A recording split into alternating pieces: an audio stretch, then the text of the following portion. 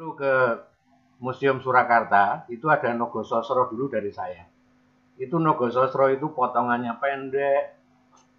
Pokoknya jelas itu ada satu kesan bahwa sebetulnya itu Mojopahit. Walaupun mungkin Mojopahit akhir ya, karena waktu itu kekancingannya itu tertulis eh, karya Raden Djoko Supo. Itu cuma tidak disebutkan Mojopahit apa Mataram, tetapi di Museum Surakarta ditulisnya Mataram. Ya saya nggak tahu, monggo kalau nanti suatu saat pas ke Solo lihat-lihat itu Nogososro itu betul-betul dari saya, karena waktu itu saya dapatnya dari Cirebon. Orang-orang itu sebetulnya darah Solo yang kebetulan ada kebutuhan uang, dijual ke saya tuker Avanza satu. Tuh ceritanya begitu. Kemudian sekarang kita coba memasuki keris-keris yang terkumpul dalam WA yang kemarin saya ini ya, saya buka ya. Mudah-mudahan bisa bisa dilihat, walaupun sebetulnya tidak terlalu memuaskan karena keris keris yang masuk ini boleh dibilang antara Majapahit dan Mataram juga juga masih bingung kita menentukannya. Dimana kalau kita lihat ya itu cakrik Mojopahit atau gaya-gaya Mojopahit itu sudah samar juga dari diantara teman-teman kita ini, ya. Makanya kita cobalah untuk mencoba untuk melihat apa yang terkumpul ya.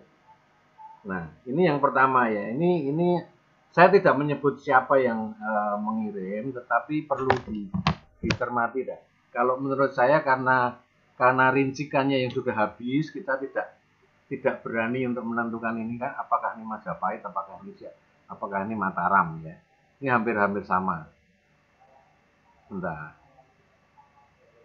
Kemudian ini ada lagi juga sayang ini rincikannya juga sudah nggak jelas karena sebetulnya kalau Majapahit itu ada beberapa titik yang harus kita ini yaitu kembang kacangnya agak gantung. Nah ini kembang kacangnya udah habis ya, gantung. Kemudian gereneng juga kita nggak bisa baca. Kemudian juga bentuk bilahnya ini juga sudah nggak bisa kita tentukan karena biasanya kalau Mojopahit itu tidak gigir sapi, sedikit agak wuwung samar, agak gilik gitu. Nah, ini saya nggak tahu nih tangguhnya mana dan tidak berani untuk menentukan. Kemudian ini ada foto yang kurang jelas tapi ada Singo Barong, saya juga nggak bisa menentukan ini apakah tangguh Mojopahit, apakah tangguh Mataram. Nah kalau ini jenis pamor, gerak gaya pamornya, kemudian gaya seloroknya dan sebagainya, ini biasanya empu tepas ini, yang model begini-begini ini empu tepas. Biasanya begitu. Dan ini kembang kacangnya sebetulnya nulernya agak jauh nih. Jadi bukan Mojopahit. Kalau Mojopahit agak pendek, agak gantung. Ya ini pendapat saya. Monggo, kalau ada yang berpendapat boleh resen ya. Jadi jangan saya yang ini yang menganalisa karena saya sendiri juga bukannya ahli tangguh. Nah ini juga ada keruingan-keruingan ini bisa Majapahit tetapi jelas bukan Pangeran Sidayu ya. Kalau menurut saya ya ini bukan Pangeran Sidayu walaupun pamornya juga sedikit ya yang kita kita biasa mendengar dari sesepuh-sesepuh dulu yang Sumo Diningrat misalnya Mojopahit itu besinya hitam, ulen dan kemudian juga pamornya hanya sedikit, susah untuk melihat seloroknya. Karena apa? Waktu itu ya mereka itu si Pangeran Sidayu itu membuatnya itu dilipat-lipat tidak memakai selorok baja. Jika selorok baja itu sudah kelihatan, ini menurut yang Sumo sama Romo Daru ya, itu ada batas selorok atau batas ati itu jelas bukan supo. Ini menurut pendapat sesepuh ya. Jadi lipatan itu sudah menjadi lipatan besinya itu sudah menjadi baja. Gitu. Beda dengan tengahnya diberi selorok abu-abu. Monggo nanti yang nggak setuju ya monggo silakan. Ini juga saya juga nggak jelas apakah ini Mojopahit, apakah ini Mataram ya. Ini jelas Mataram ya. Kembang kacangnya, kemudian gerenteng dan sebagainya. Ini juga jelas Mataram walaupun besinya keleng. Nah, juga menyangkut besi yang keleng ya. Menurut Mas Jimmy tadi, itu memang betul mengalami satu kesederhanaan ya. Tetapi besi keleng itu juga bisa instan import. Kita melihat dari catatannya dulu ada Mas Ardiasto almarhum itu pernah menulis juga menurut catatan bahwa ada kisah tentang Pangeran Sedayu menunggu besi dari Canggu apa? Lagi dengerin ini. Mojokerto itu apa itu? Pelabuhan Canggu itu ada. Itu Mas Ardiasto almarhum itu pernah menulis itu. Kemudian juga besi-besi abu-abu ini juga pernah disimpulkan oleh Gus Im. Waktu itu Mas Gus Im ini Hasim Wahid ya, almarhum. Ya. Waktu itu dia pernah menemukan beberapa jeruji makam yang cukup tua. Jeruji makam yang cukup tua yang dia bisa bawa pulang, kemudian dia tempa dipipihkan, kemudian dibuat keris, diwarangin. Waktu itu kalau nggak salah yang ngerjain Mas Jainal. Diwarangin besinya seperti ini, besinya abu-abu. Jadi sebetulnya kalau besi abu-abu ini bisa jadi ini kalau kita interpretasikan mungkin saja besi impor. Dan besi impor ini juga jangan salah, sudah ada sejak zaman Singosari. Ya ini menurut pendapat saya. Makanya monggo nanti kalau ada yang tidak ini monggo dijelaskan lagi. Ini juga saya tidak yakin kalau ini Mojopahit ya. Dengan potongan-potongan begini, kemudian juga sor-sorannya juga ini jelas lebar ya. Jadi jauh dengan apa yang kita perkirakan tentang karya Pangeran Sedayu. Nah ini masih masuk di Mojopahit, cuman kita juga tidak tahu apakah ini Pangeran Sedayu, karya Pangeran Sedayu. Dia juga tidak ada keruingan ya, gilik ya, keruingannya hanya cuma di serawean aja. Ini juga bisa aja, ini mungkin karya Sedayu, cuman saya tidak mendapat keterangan panjangnya keris. Karena Pangeran Sedayu membuatnya itu biasanya 33 sampai 35. Bahkan mungkin di bawah 33. Nah, ini saya juga kurang tahu ini. Monggo, mungkin ada yang bisa menjelaskan. Jadi besi-besi begini ini juga kita harus menganalisa lagi karena ini instan baja. Ya. Berarti memang zaman dulu pun sudah ada besi instan ya. Sehingga muncul ati abu-abu. Kenapa? Ini baja instan ini, baja pabrikan ini sangat padat sekali pori-porinya. Ketika dia diwarangin ya, itu warangan tidak bisa menyerap 100%. Makanya sering ada keabu-abuan atau kecoklatan atau kadang-kadang tidak bisa masuk atau kena jeruk pun kadang-kadang sering licin, lumur-lumur gitu. Mungkin kalau yang sering mengalami sering menjamas akan tahu ya. Nah ini juga saya tidak yakin dengan keruingan dan sebagainya ini. Berarti ini juga saya kira bukan Pangeran Sedayu. Nah ini agak memungkinkan juga, cuman saya nggak tahu. Monggo mungkin Mas Dayat bisa nangguh ini. Ini foto dari siapa saya juga nggak tahu sih. Ini kembang kacang memang betul ya, Mojopahit ya. Cuman panjangnya juga kita nggak diberi penjelasan. Nah, ini yang besi yang mungkin Mas Jimmy terangkan tadi, bahwa semakin tua mungkin makin sederhana, tidak ada pamor ya. Tetapi juga ini bisa dicurigai sebagai besi impor. Kenapa dia bisa belang-belang? Karena pengaruh quenching, pengaruh apa itu disepuh, pengaruh disepuh. Itu bisa menjadi begini gitu. Jadi memang zaman dulu memang saya kira juga sudah mulai besi-besi impor dipakai ya. Dan ini juga odo-odonya sedikit agak jelas ya. Saya tidak tahu apakah ini Pangeran Sindang. Saya kira ya ini mungkin Majapahit, betul Majapahit tapi bukan Pangeran Sindang. Ini juga kita, kalau potongannya memang saya pernah melihat apa yang pernah ditunjukkan ke saya, yaitu punyanya Pak Edi almarhum, itu memang potongannya hampir begini yang lurus. Nah ini juga Majapahit ya, pamornya juga sedikit ya. Ini ada keruingan-keruingan ya.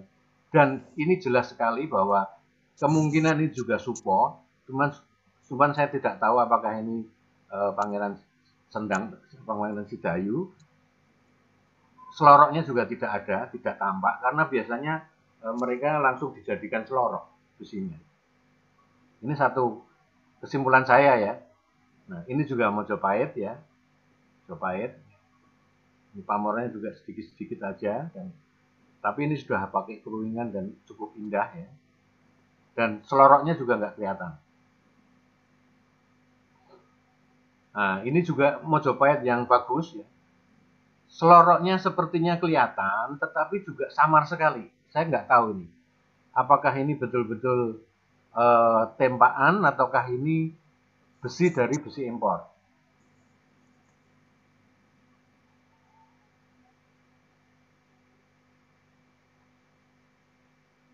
Nah, ini juga nggak ada selorok nih, lihat.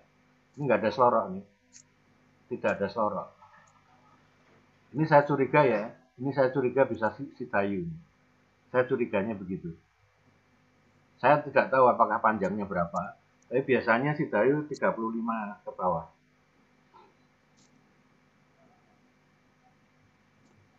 Nah ini juga Mojopahit dengan Ganan Jatayu, dengan Ganan Jatayu. Ini juga seloroknya nggak ada, menjadi satu dia.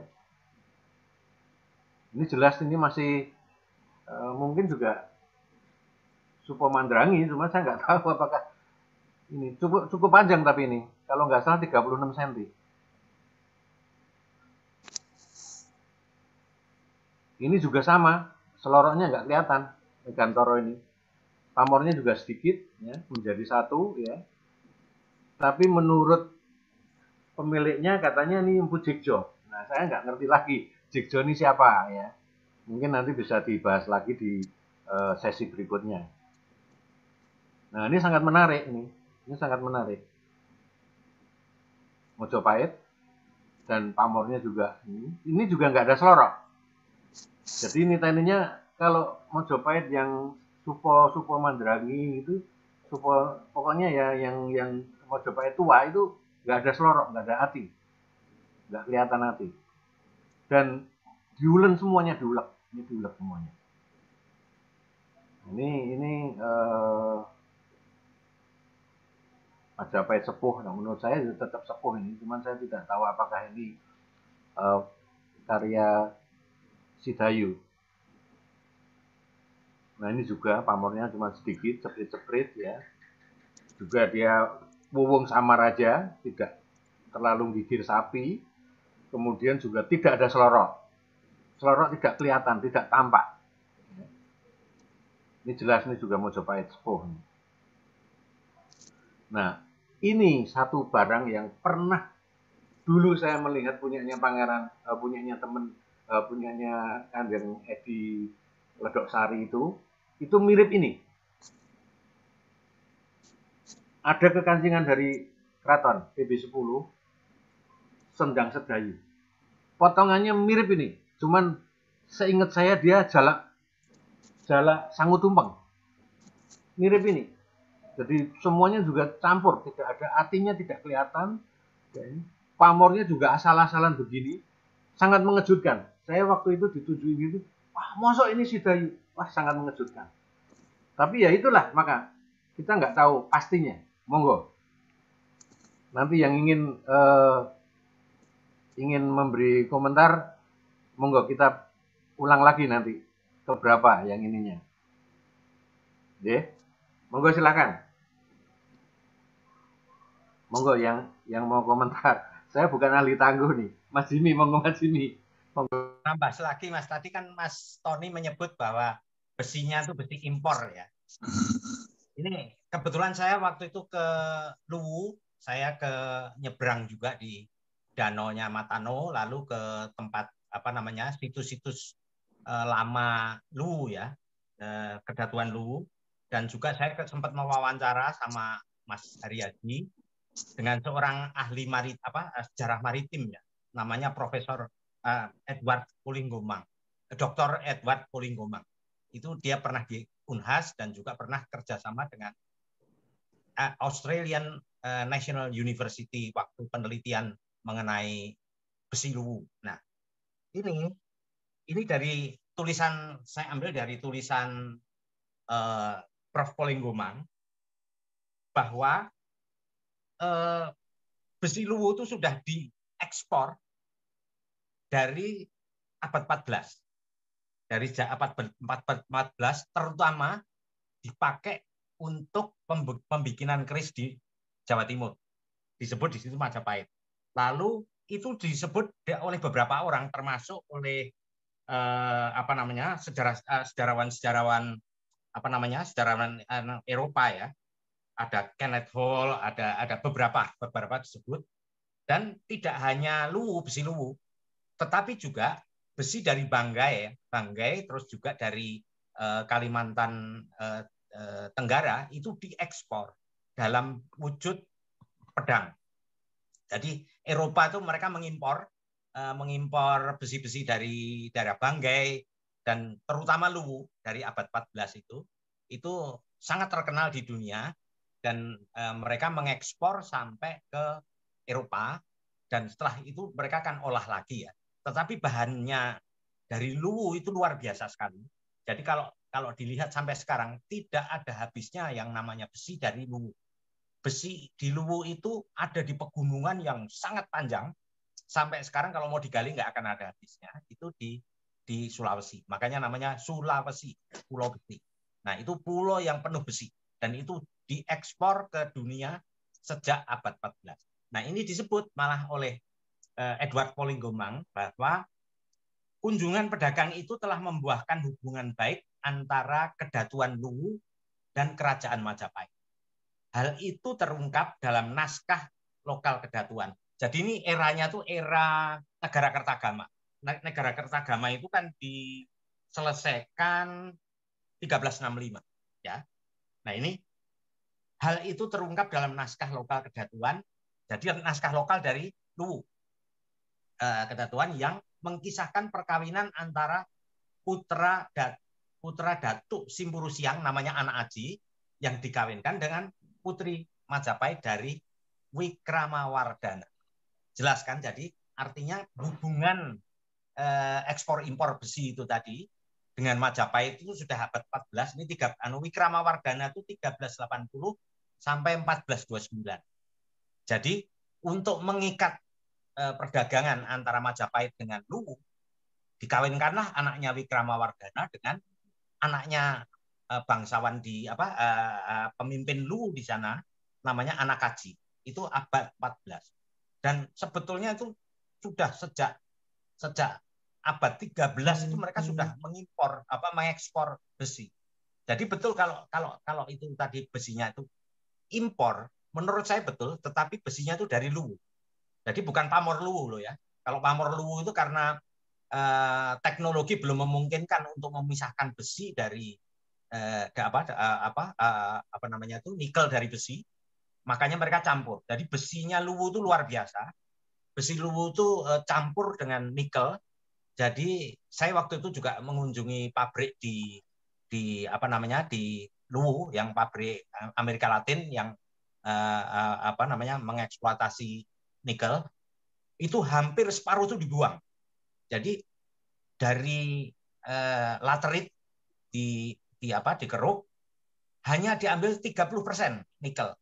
Yang selebihnya itu besi dibuang lagi ke jurang, ke Luwu, dan besinya itu luar biasa, hitam sekali.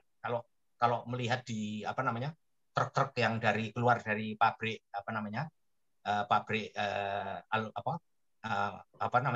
nikel itu dibuang ke jurang itu besinya itu hitam-hitam dan kualitasnya bagus. Jadi kemungkinan yang disebut besi impor tadi oleh Mas Tony itu sudah dijawab oleh Profesor ini Edward Polingbomang dan juga ada beberapa ya, Anthony Reid juga. Anthony Reid itu sudah membuat buku dan sejak abad 13 juga namanya Luwu itu mengekspor besi terutama ke Jawa Timur. Itu aja sekedar tambahan saya. Ya, terima kasih Mas Jimmy. Bagus sekali ini. Jadi semakin ada pencerahan bahwa sebetulnya besi instan pun sudah ada di zaman dulu, walaupun katakanlah importnya tetap dari Nusantara juga, tetapi memang ada perbedaan.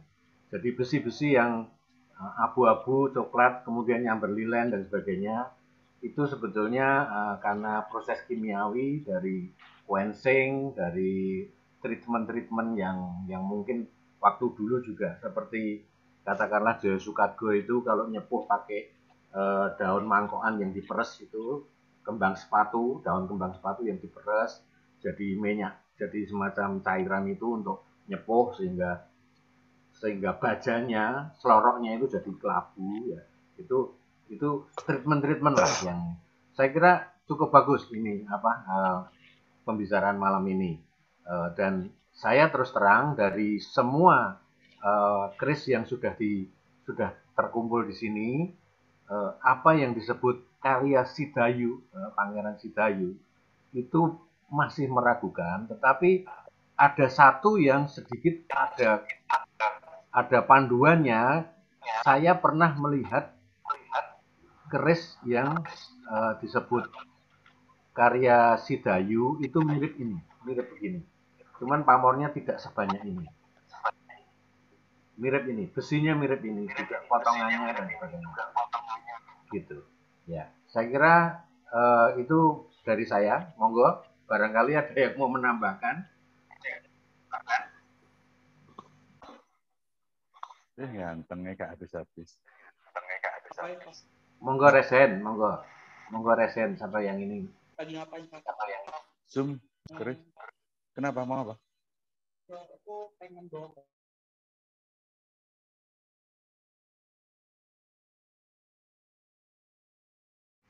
Monggo resen, monggo. Barangkali Mas Dayat mau menambahkan atau Mas Kamto.